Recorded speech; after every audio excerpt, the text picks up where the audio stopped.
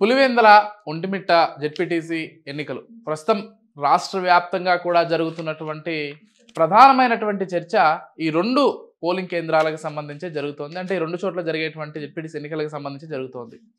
కేవలం రెండు మండలాల్లో జరిగేటువంటి జెడ్పీటీసీ ఎన్నికలకు సంబంధించి ఇంత చర్చ రాష్ట్ర వ్యాప్తంగా ఎందుకు జరుగుతోందంటే ఈ రెండు మండలాల్లో ఒక మండలం ప్రతిపక్ష నేత అయినటువంటి లేకపోతే వైసీపీ పార్టీ అధినేత అయినటువంటి జగన్మోహన్ రెడ్డికి సంబంధించి ఆయన సొంత నియోజకవర్గం సొంత మండలం కావడంతో ఎట్టి పరిస్థితుల్లోనైనా సరే అక్కడ పట్టు నిలుపుకోవాలని ఒకవైపు వైసీపీ చాలా దృఢంగా ప్రయత్నిస్తోంది. మరోవైపు కొత్తగా పట్టు సాధించాలని టీడీపీ కూడా అంతే కుతూహలంతో ఉంది. ఎందుకంటే ఈసారి కూటమి ప్రభుత్వం అఖండ మెజారిటీతోటి రాష్ట్ర వ్యాప్తంగా గెలిచింది. దాంతోపాటుగా కడపలో కూడా వాళ్ళ పట్టును ఈసారి వాళ్ళు ప్రూవ్ చేసుకున్నారు గత అసెంబ్లీ ఎన్నికల్లో. కాబట్టి చాలా స్పష్టంగా ఈసారి పులివెందుల్లో పాగా వేయాలని టీడీపీ కూడా ప్రయత్నిస్తోంది. ఇంతవరకు బాగానే ఉంది. ప్రజాస్వామ్యయుతంగా బ్యాలెట్ పద్ధతిలో ఎవరి ఓట్లు వాళ్ళు వేసుకుని వెళ్ళిపోతే ఏ సమస్య ఉండేది కాదు. కానీ అక్కడ పరిస్థితులు ఏమాత్రం ఆ విధంగా లేవు. రెండు మండలాల్లో కూడా ఒకవైపు ఒంటిమిట్లో కావచ్చు, మరోవైపు పులివెందుల్లో కావచ్చు పరిస్థితులు అత్యంత దారుణంగా ఉన్నాయని చెప్పుకోవాలి. ఎందుకంటే వైసీపీ వాళ్ళు కావచ్చు, టీడీపీ వాళ్ళు కావచ్చు ఒక గ్రూపులుగా ఏర్పడి ఇద్దరూ కూడా బాహాబాహికి దిగుతున్నారు, బహిరంగంగానే గొడవలు పడుతున్నారు. మరోవైపు పోలీసులు ప్రేక్షక పాత్ర వహిస్తున్నారనేది వైసీపీ ప్రధాన ఆరోపణ. టీడీపీ వాళ్ళు ఇష్టారీతిన వచ్చి రిగ్గింగ్కి పాల్పడుతున్నారు, అయినప్పటికీ పోలీసులు చూసి చూడనట్లుగా వ్యవహరిస్తున్నారు, కేవలం ప్రేక్షక పాత్ర వహిస్తున్నారనేది ఇటు వైసీపీ చేస్తున్నటువంటి ప్రధానమైనటువంటి ఆరోపణ. ప్రజాస్వామ్యం యుతంగా లేకపోతే ప్రజాస్వామ్యబద్ధంగా ఏది కూడా జరగట్లేదు ఇప్పుడు అని చాలా స్పష్టంగా చెప్తున్నారు. ఇక టీడీపీ వాళ్ళేమో వైసీపీ వాళ్ళు కొన్ని గ్రూపులుగా ఏర్పడి టీడీపీ అంటే లేకపోతే ఎవరైతే ఓట్లు వేయడానికి వస్తున్నారో వాళ్ళందరినీ బెదిరించి వైసీపీకి ఓటేయిస్తున్నారని టీడీపీ వాళ్ళు కూడా విమర్శిస్తున్నారు. రెండు చోట్ల ఒంటిమిట్టలో కావచ్చు లేకపోతే పులివెందుల్లో కావచ్చు విమర్శలు ప్రతి విమర్శలు అనేవి చాలా స్పష్టంగా చేసుకుంటున్నారు. మీరు రిగ్గింగ్కి పాల్పడుతున్నారంటే మీరు రిగ్గింగ్కి పాల్పడుతున్నారని అనుకుంటున్నారు. ఇక్కడ ఈసీ ఏం చేస్తోంది, పోలీసులు దాదాపు 1400 మందిని కేవలం రెండు మండలాలకు సంబంధించి మోహరించారు. ఇంతమంది పోలీసులు ఏం చేస్తున్నారనేది ఎవరికి కూడా అర్థం కానటువంటి విషయం. అంటే ఇప్పటికే మీడియా సర్కిల్స్లో కావచ్చు లేకపోతే మన 4 సైడ్స్ వేదికగా కావచ్చు మీరు అనేక వీడియోలు చూస్తుంటారు. ఏ విధంగా వైసీపీ వాళ్ళు లేకపోతే టీడీపీ వాళ్ళు బహిరంగంగా కర్రలతోటి దాడులు చేసుకుంటున్నారు, లేకపోతే ఒకరిపైన ఒకరు దాడులకు దిగుతున్నారు.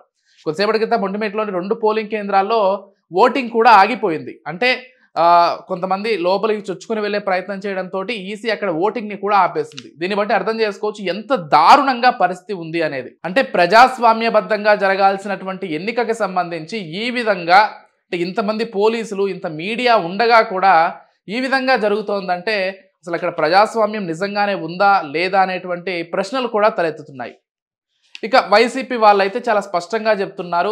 అంటే ఎక్కడికక్కడ వైసీపీలో ఉన్నటువంటి కీలక నేతలు అందరూ కూడా రాష్ట్ర వ్యాప్తంగా జరుగుతున్నటువంటి ఎన్నికలకు సంబంధించి అన్ని చోట్ల కూడా స్పందిస్తున్నారు.